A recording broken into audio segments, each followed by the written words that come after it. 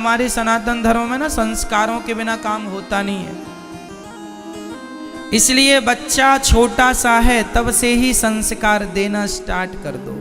छोटा छोटा थोड़ा, जैसे समझे छोटा है वैसे समझाओ, पहले ही संस्कार दो। सबसे पहले बच्चों को क्या सिखाना चाहिए बताओ? पहला पाठ क्या है? पहला पाठ है, हर माता पिता के लिए सुन लो, शिष्टाचार। आपके बच्चों को पहले ये सिखाओ कि कोई भी घर में आए, बड़े लोग दिखें, गुरुजन दिखें, माता दिखें, पिता दिखें, ताऊ जी दिखें, मौसी जी दिखें, बुआ जी दिखें, सबसे पहले उनको प्रणाम करो। क्या करना है? कैसे प्रणाम करना है?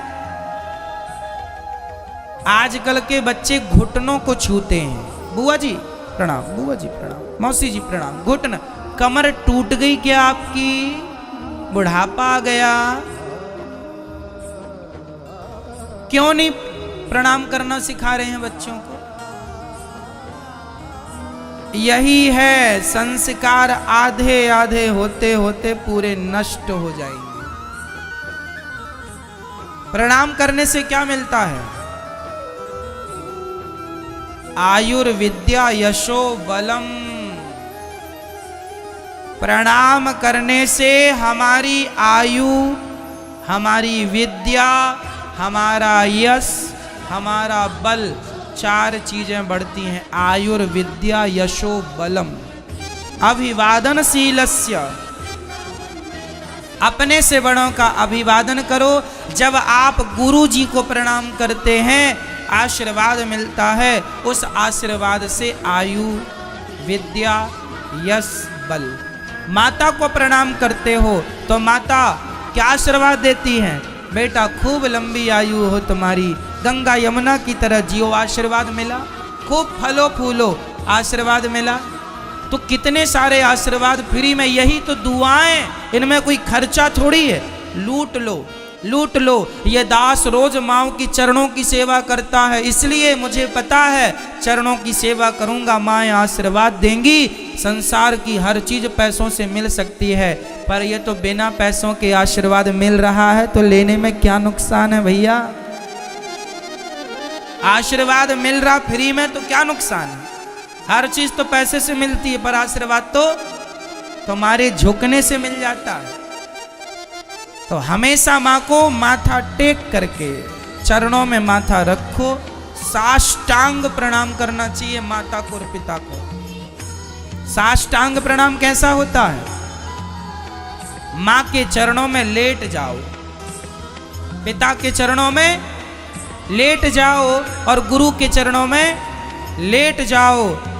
अपने से बड़ों के चरणों में लेट कर प्रणाम करना, ये श्रेष्ठ भगवान का दर्शन। आप लोग बिहारी जी को कैसे प्रणाम करते हैं?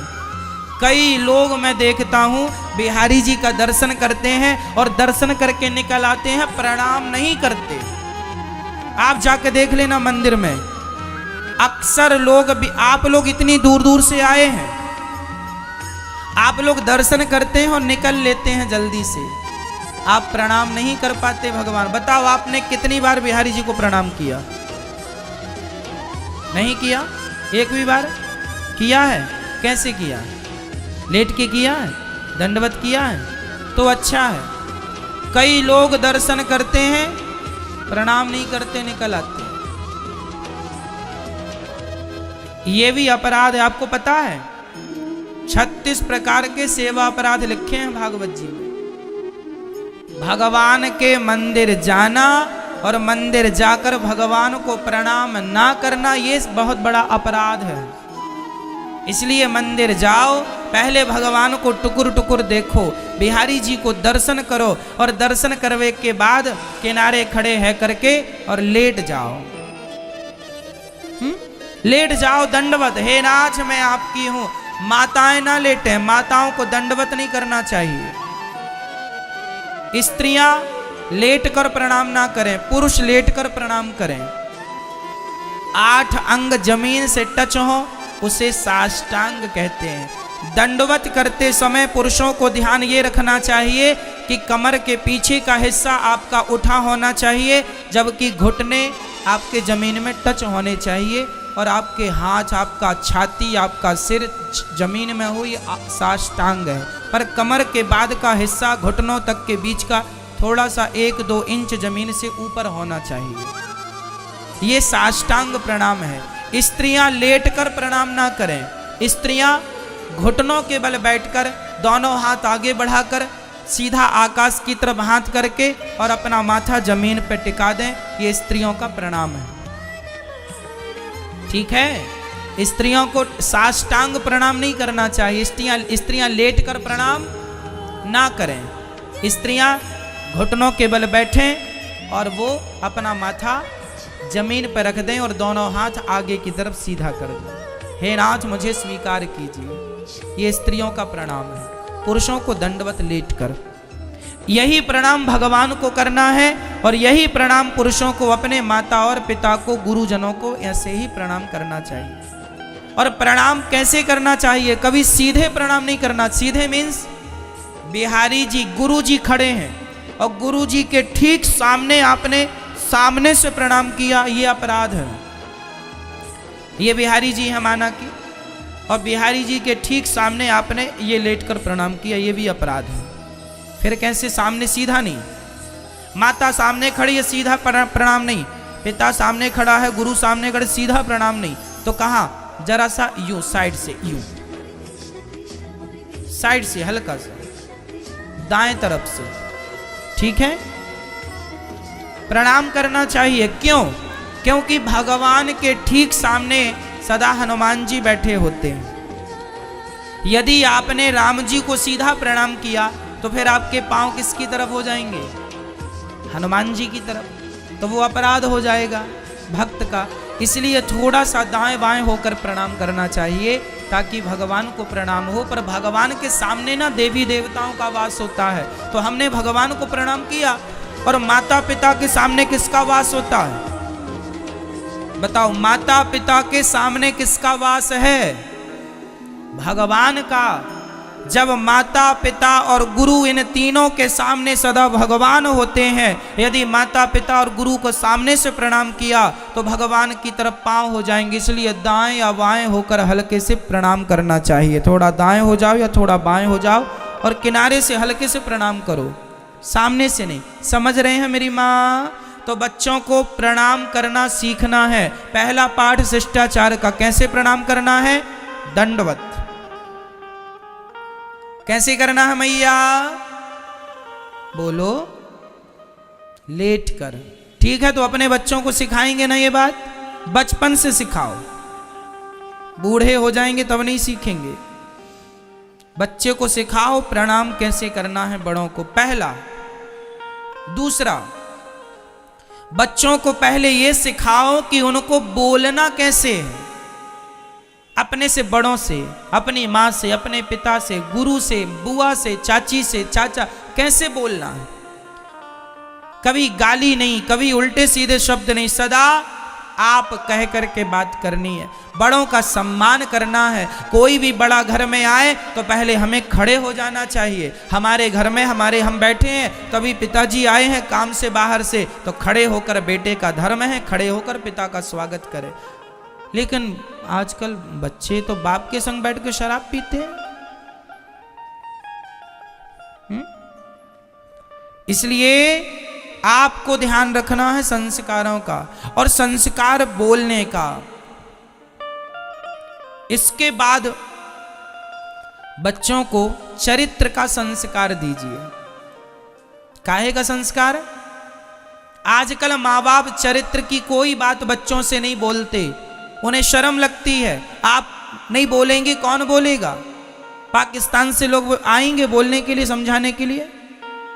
समझाओ, बेटा ऐसे प्रणाम करते हैं, बड़ों से ऐसी बातें करते हैं, अच्छी बातें करते हैं, सदा स्माइल के साथ बात करते हैं। आपके घर कोई मेहमान आए तो मेहमान का स्वागत कैसे किया जाता बताओ?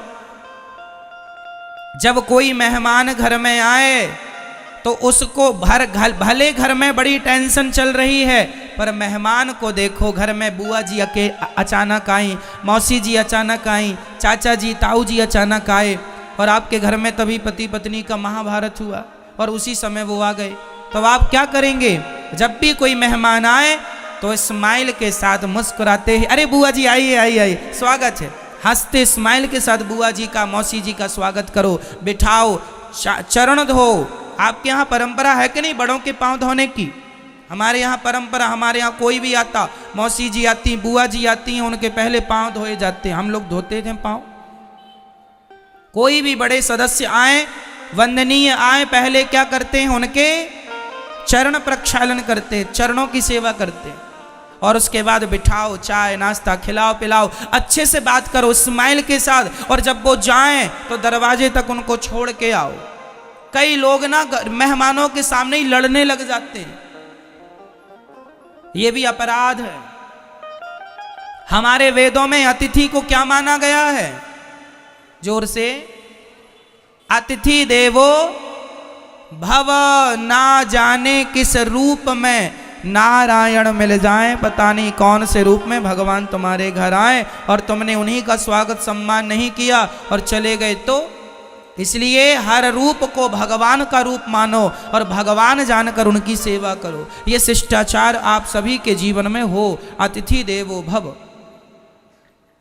मातृदेवो भव, पितृदेवो भव, आचार्य देवो भव।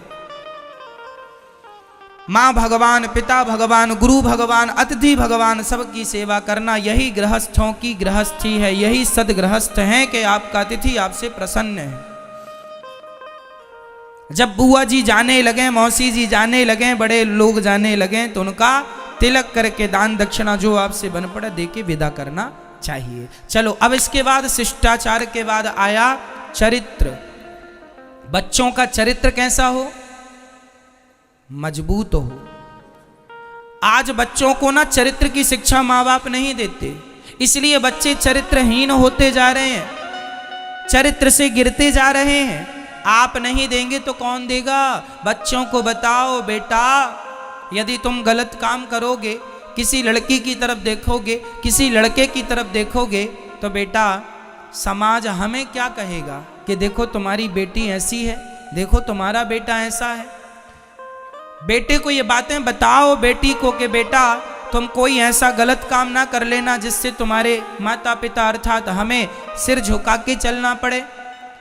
तुम गलत काम करते हो ना तो तुम्हारे माँ बाप को समाज ताना मारता है, देखो फलाने की बेटी भाग गई लड़के के संग, फलाने का बेटा भाग गया, तो ताने मारता है समाज। तो क्या आप अपने माँ बाप को इस दिन के लिए आप पैदा हुए थे कि ये दिन आप दिखाएंगे अपने माँ बाप को? चरित्र जरूरी है। बताओ हमारे पास धन का होना जरूरी है या चरित्र का होना जरूरी है? धन तो बाद में आ जाएगा, चरित्र चला गया तो कैरेक्टर जरूरी है। इसलिए चरित्रवान बनो। किसी स्त्री को गंदी निगाहों से ना देखो। अपनी इच्छाओं पर, अपनी विषय वासनाओं पर कंट्रोल, इसलिए हमने पहले ही कह दिया कंट्रोलिंग जरूरी है अपने आप में। जिस आदमी के अंदर खुद में कंट्रोलिंग नहीं, वो आदमी नहीं शैतान है। रावण ने सब जीत लिया था। रावण ने देवताओं को, दिक्पालों को, नागों को, यक्षों को, गंधर्वों को, सबको जीत लिया।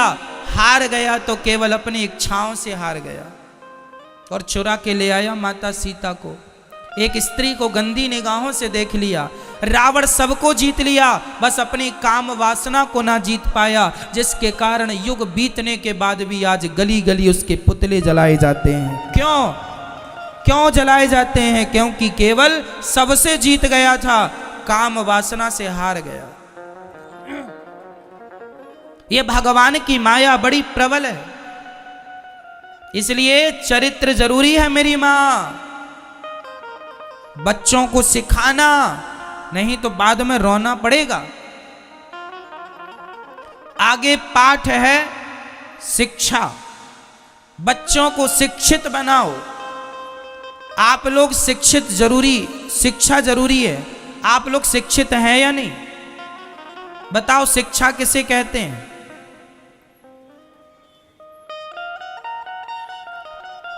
एक आदमी, एक पढ़ा लिखा बेटा पीएचडी किया, अपने ससुर से कहता है हमें गाड़ी चाहिए, दहेज चाहिए। आप क्या कहेंगे? क्या ये पढ़ा लिखा है?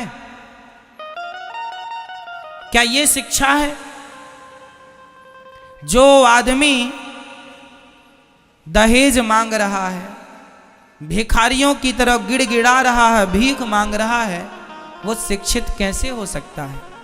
शिक्षा वही है, उसी आदमी को शिक्षित समझिएगा जो अपना परिवार अपनी मेहनत के बल पर चला रहा है, कमा रहा है, भगवान पर विश्वास है, मेहनत करता है, जो पैसे मिलते हैं उसी से परिवार का पोषण करता है, वो किसी के आगे हाथ नहीं फैलाता, वो सबसे ज़्यादा शिक्षित है। और वो लोग सबसे बड़े मूर्ख हैं जो शिक्षित होकर भी कहीं घूस लेते हैं, कहीं व्यर्थ का पैसा मांगते हैं, साइन करने का पैसा, ये काम का पैसा सरकार दे रही है, वो अलग अलग से और मांगते हैं, 2 नंबर का घूस। हाँ या ना? ये कौन लोग हैं? ये समाज, ये देश पर, समाज पर बोझ है। क्या है? बोझ है। इतना भ्रष्टाचार है भारत में कि आप छोटा सा काम कराइए, उसमें आपको बहुत सारा पैसा देना पड़ता है। हाँ या ना? बोलो हाँ या ना? देना पड़ता है। सरकारी काम जितने भी होते हैं अधिकाधिक उसमें 2 नंबर का पैसा देना पड़ता है। हाँ या ना? कौन लोग हैं ये? अनपढ़ लोग नहीं हैं, ये सारे लोग पढ़े लिखे हैं। ऐसे पढ़े लिखों को ही मूर्ख कहा जाता है। ये सबसे बड़े मूर्ख हैं जो दूसरों के आगे हाथ फैला रहे हैं, जिन्हें अपनी मेहनत पर विश्वास, ये जल्दी से धन्ना सेठ होना चाहते हैं, लेकिन यही लोग सबसे ज्यादा दुखी भी हैं। यही लोग सबसे ज्यादा दुखी भी हैं। मैं आपसे हाथ जोड़ के कहता हूं, कभी आप भ्रष्टाचार ना कीजिएगा। जितना आपको ईमानदारी से मिल रहा है वो आप रखिएगा, वही आपका असली धन है, वही मेहनत की कमाई है। व्यर्थ की ना, हमें तो लाख रुपए करोड़ रुपए जमीन में मिल जाएं पड़े हुए, हम तो ना छुएं, देखें भी ना। हम कभी नहीं देखते किसी के धन को। जो हमारी मेहनत का 2 रुपए 5 रुपए वो मेरा है, व्यर्थ का मेरा नहीं है। ईमानदारी जरूरी है। तो आप अपने बच्चों को ईमानदारी का पाठ पढ़ाएंगे या नहीं? हाँ या ना? आजकल ये पाठ स्कूल कॉलेज में नहीं पढ़ाया जाता। काश पढ़ाया जाता तो आज इतना भ्रष्टाचार ना होता मेरे देश में। इतना भ्रष्टाचार है भारत में कि सड़कें बनती हैं और 2 महीने बाद खोद दी जाती हैं। इसलिए कि सीवर की लाइन भूल गए तो ये लाइन भूल गए बिजली की, तो ये उसके लिए क्यों बनाएंगे, खोदेंगे तो पैसा जेब में आएगा। उनको थोड़ी फर्क पड़ता है कि पब्लिक लुट रही है या देश बर्बाद हो रहा। होने दो देश बर्बाद, उन्हें तो अपनी जेबों से मतलब है। हाँ या ना? सड़क बनी फिर खोद दी। ऐसा एक भी भारत में ऐसा एक शहर नहीं होगा जिस शहर का ये आलम ना हो। सड़क बनाते हैं, खोद देते हैं। हाँ या ना? जोर से बोलो। आपने सवाल क्यों नहीं किया कि भाई जब खोदना ही था तो बनाया क्यों? बनाने में करोड़ों काहे खर्च कर दिए? कहां से आता है ये करोड़ों? वही समाज की गरीबी को दूर करने में। अरे जो पैसा सड़क बनाने और सड़क खोद कर फिर बनाने में खर्च होता है, उसी पैसे से अच्छे हॉस्पिटल बनाए जाएं, उन्हीं पैसों से अच्छी यूनिवर्सिटी बनाई जाए और शिक्षा को फ्री किया जाए ताकि भारत पढ़ सके। आज भारत में सबसे ज्यादा अशिक्षा है। आज किसी को पढ़ना हो तो उसके पास पैसा नहीं है तो वो नहीं पढ़ पाता। क्यों जी? रिक्शा वाला रिक्शा चलाकर अपने बेटे को अच्छी यूनिवर्सिटी में कैसे पढ़ाएगा? उसका तो बैलेंस नहीं है। अमेरिका जापान सक्सेस क्यों हो गए, सफल क्यों हो गए?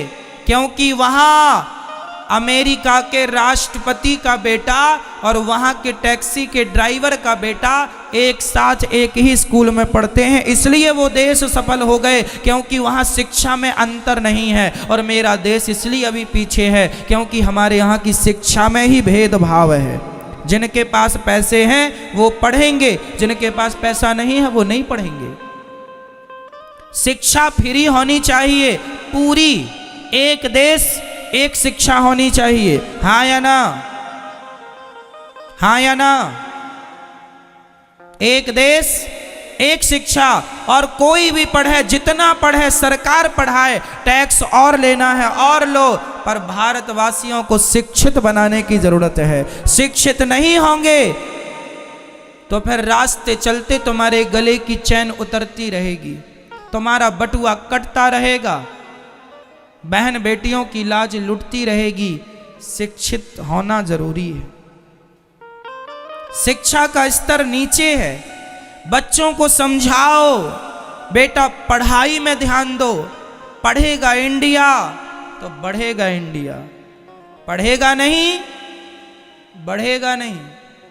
आप अपने बच्चों को ऐसे संस्कार दीजिएगा, इतना राष्ट्र प्रेम भरिए उनके अंदर, इतना देश प्रेम भरिए कि जब वो बड़े बड़े पदों पर जाएं तो उनको कहकर भेजना, बेटा 2 रोटी कम कमाना पर अपने देश के लिए काम करना और ईमानदारी से काम करना। देश मेरा है इसलिए काम करना। मुझे धन्ना सेठ नहीं बनना कि मैं देश को बेच के करोड़पति हो जाऊं। लोगों का दर्द मेरा दर्द है, लोगों की पीड़ा मेरी पीड़ा है। ईमानदारी से कर लो। भगवान को मुंह दिखाओगे तो दिखा ना पाओगे यदि उल्टे काम करोगे तो। जाना सबको वही है।